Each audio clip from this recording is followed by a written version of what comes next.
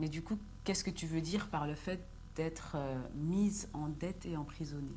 Voilà, comme je l'ai souligné dans les précédentes parties, concernant ma sœur, ça lui a permis de prendre beaucoup de décisions à ma place, Ok. de me maintenir dans un rôle d'enfant et parfois de me ridiculiser, tu vois. Un jour devant un ami à Fabrice et un autre jour devant ma copine et son mari par rapport à ma manière de faire avec mes enfants. Et cet ami-là, c'était par rapport au fait que il ne s'était pas présenté lors du procès et que c'était scandaleux, tu vois. Ok. Et elle a agressé cet ami dans ce sens-là. Et moi, D'accord. je lui ai dit, mais en fait, on n'a pas obligé les gens, tu vois.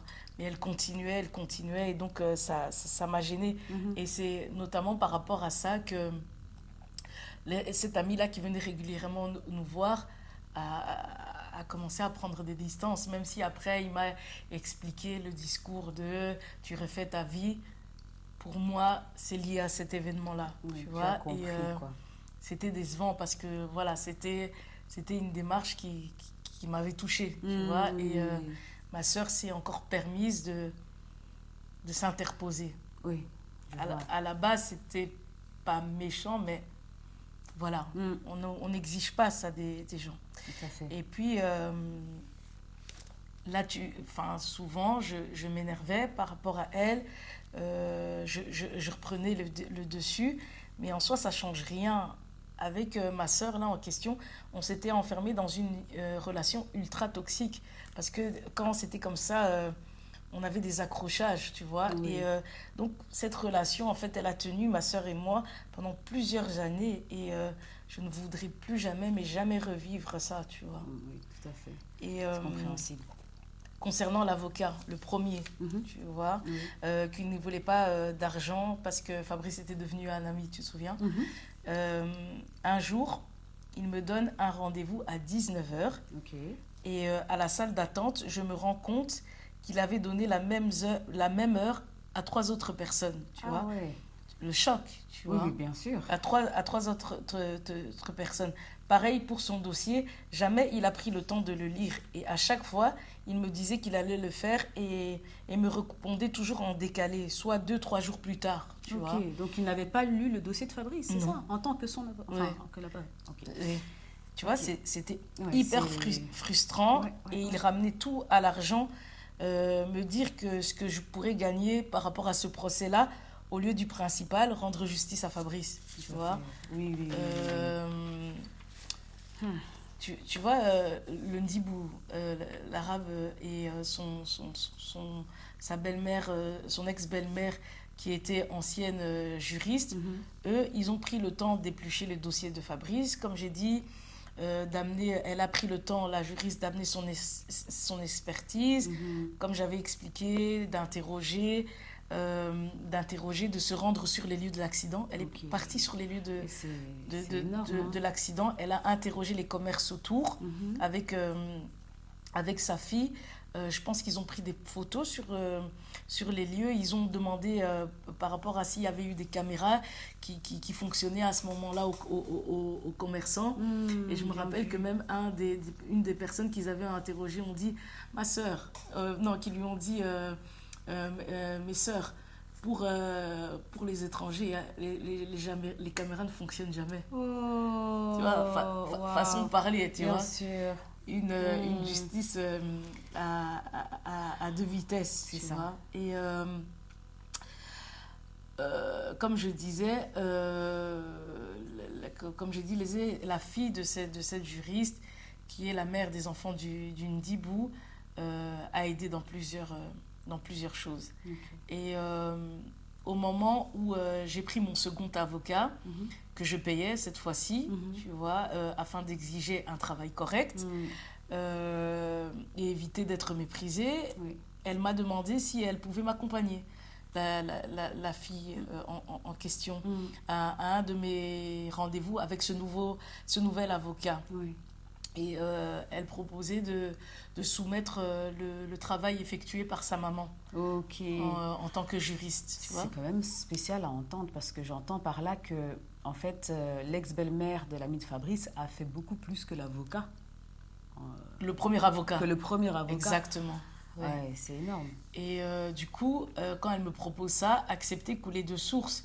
J'étais d'ailleurs ravie d'une telle proposition. Mais le jour même, elle me dit qu'elle est accompagnée de sa mère pour le rendez-vous, lors du rendez-vous, et me demande si elle peut entrer au sein du cabinet à la salle d'attente, tu vois, ce qui me pose aucun problème. Et au moment où l'avocat vient nous chercher, elle demande à sa mère de rentrer avec nous, sans me demander ma permission, tu vois, sans me demander ma permission. Et à deux Ça- reprises, je vois. Parce Hein? que du coup, enfin, elle ne te demande pas la permission à deux reprises, vu que du coup, elle te demande de venir. Elle parle pour elle, mais elle vient avec la mère. Ah là où ouais. toi, tu Oui, c'est ne vrai. savais pas. Et ensuite, elle a introduit sa mère sans te demander encore une fois la permission. Ouais. C'est ce que je remarque. Tu vois, ça m'a un peu déstabilisée parce que le fait de ne pas me demander inconsciemment, même si j'aurais dit oui, ça pointe la notion de dette et d'assujettissement. Certainement inconscient, hein, c'est certainement inconscient, mais c'est me dire, je ne te demande pas par réflexe parce qu'on a fait beaucoup pour toi. Ok, oui. Tu oui, vois on comment se ça- permet parce que... Ouais, ouais. tu vois comment ça emprisonne, tu vois, beaucoup et ça donné. met en dette. Ensuite, lorsque nous nous sommes retrouvés avec l'avocat, elles ont pris un certain lead dans l'échange. Ok. Hein, elles ont pris un certain lead et tu avais ma soeur qui bouillait, ma soeur Donc, qui sans était... te concerter directement Ouais. au moment des échanges. Elles ont pris, ouais, et ma soeur qui bouillait, tu vois.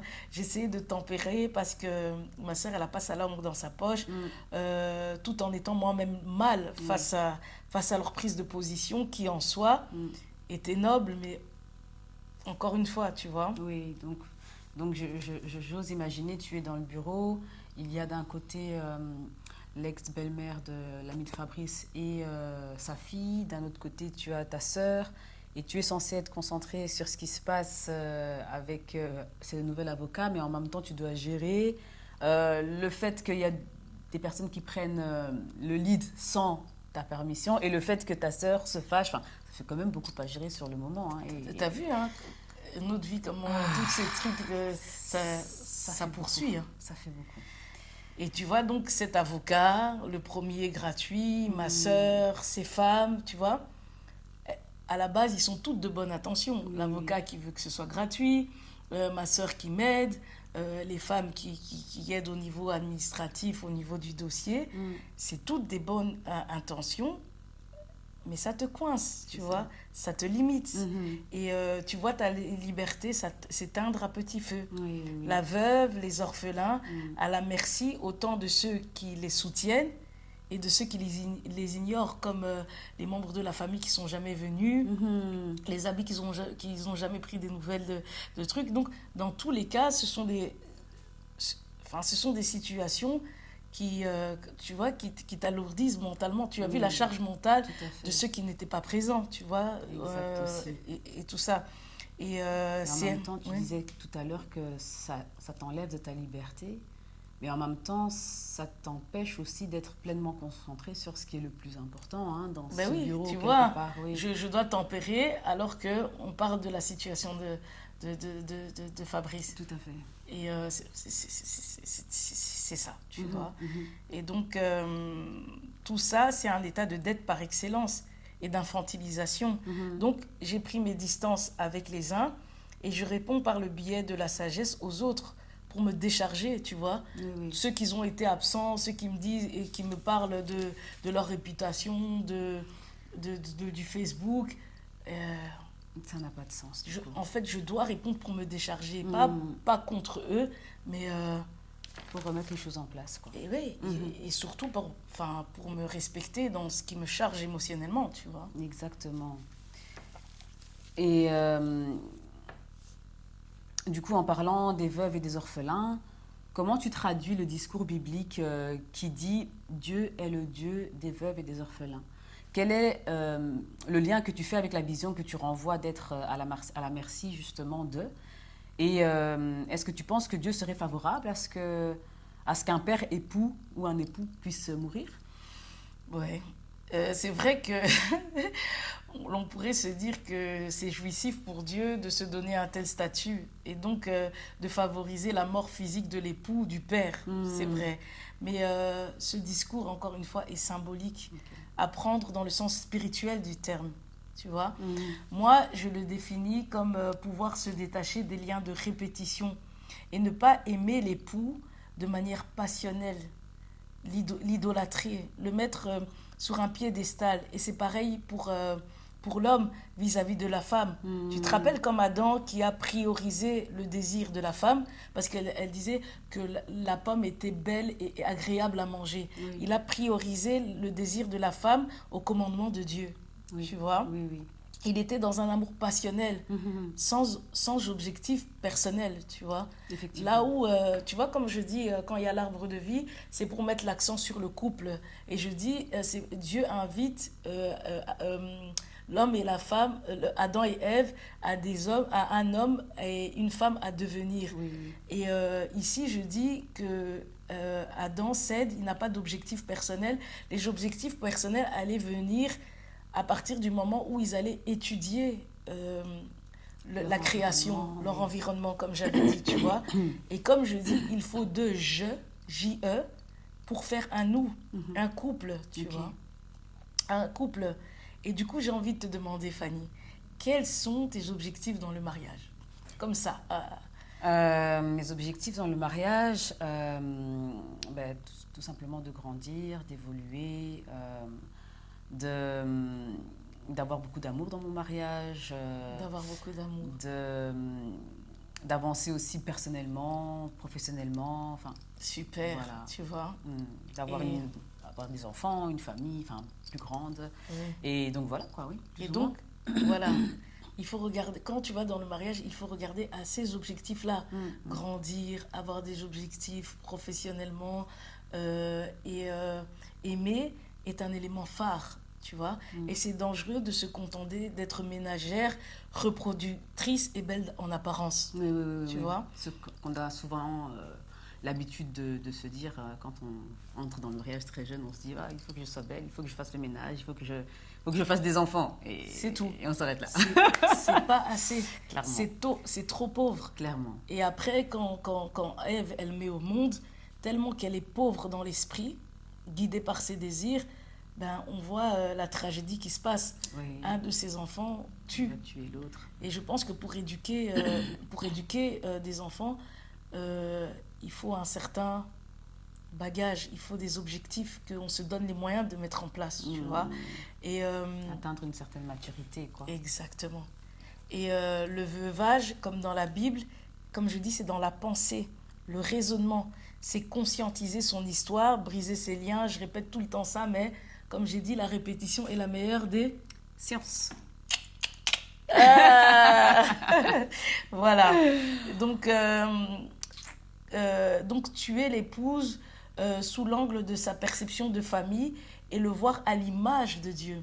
À l'image de Dieu. Okay. En fait, Ève ne devait pas regarder son désir, la pomme à croquer. Elle devait entendre le commandement de Dieu véhiculé au travers d'Adam. C'était à ça qu'elle devait s'en tenir. Et donc l'image de Dieu, enlever sa perception de famille, c'est par exemple, c'est d'entrer dans le mariage. En fait, comme tu es là, tu as une pensée minimaliste et tu dis, je viens pour faire le ménage, faire mes enfants et être belle. Et en même temps, ce qui se passe dans tes pensées, c'est par exemple de dire, mon mari est un soulard comme mon père. De se dire il ne me considère pas comme ma mère. Donc tu vois ta réalité familiale dans ton époux, ton couple, tu vois. Et en plus de ça, si tu es quelqu'un de négatif et que tu le vois par exemple comme un incapable, un trompeur, tu le fliques, tu manques de confiance en toi, toujours dans des disputes sans queue ni tête, tu vois.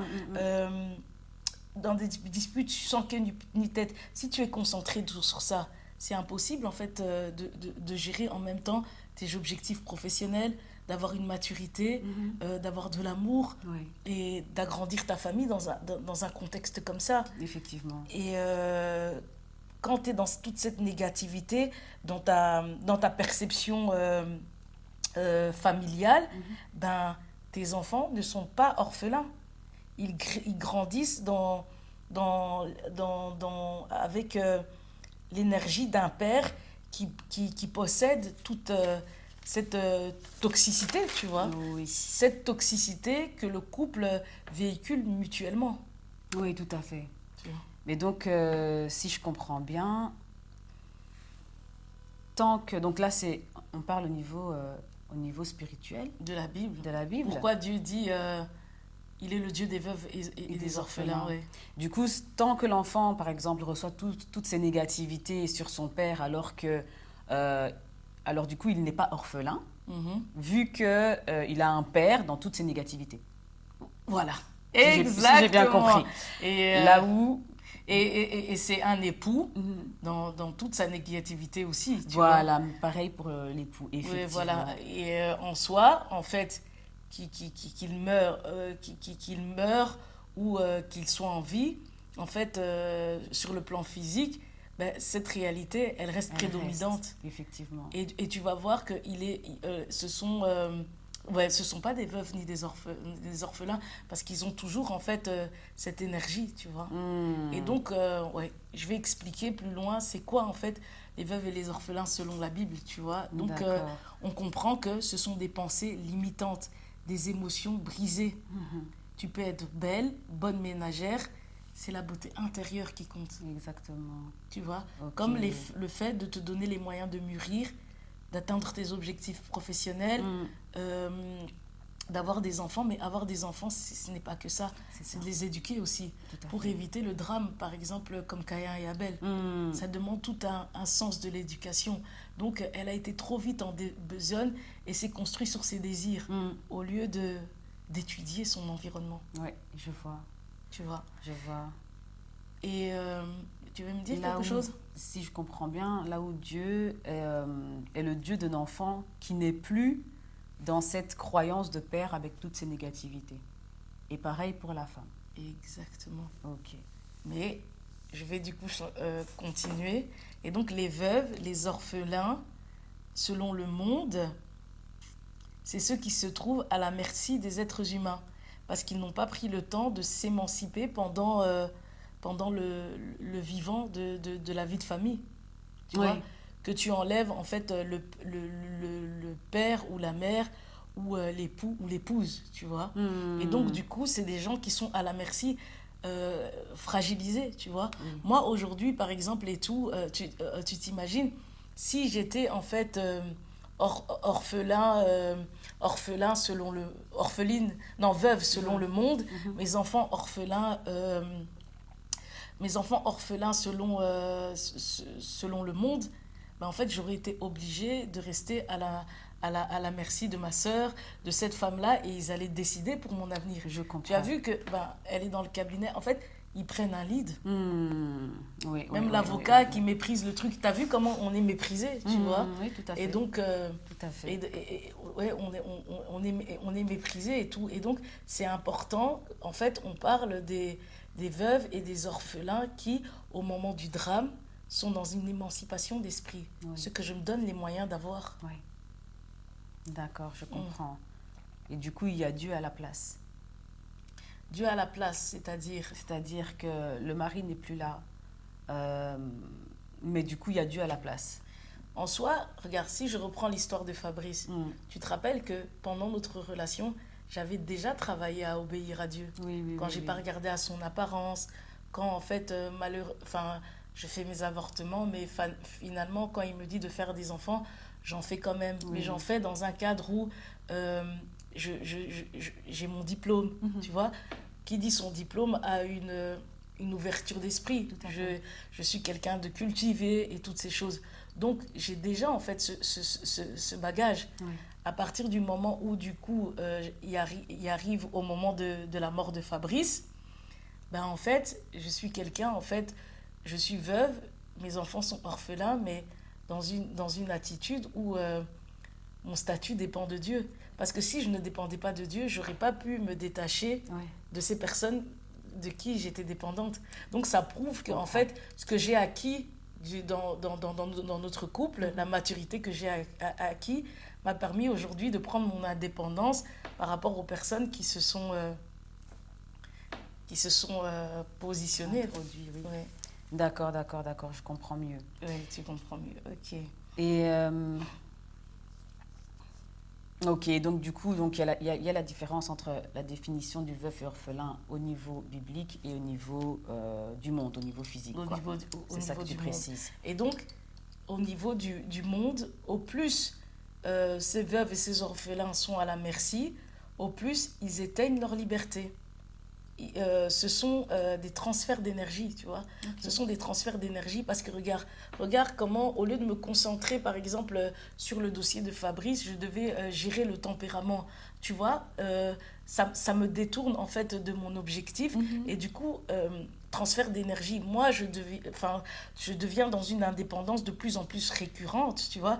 C'est comme, tu vois, les riches, les personnes actrices dans les œuvres caritatives qui font des dons, les proches qui aident, ça permet, comme je dis, des transferts énergétiques où les riches prospèrent, les aidants sont gratifiés, tu vois, les aidants sont gratifiés et les orphelins, veuves, s'enferment dans une dépendance. Okay.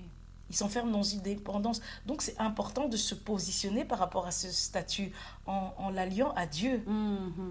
Par rapport aux hommes, c'est de la mort physique de l'époux. De la mort physique de l'époux. Donc, Dieu n'est pas pour la mort de l'époux. En fait, qu'est-ce que je suis en train de dire et tout, dans le mariage, quand l'époux est présent physiquement, il faut se voir en tant que...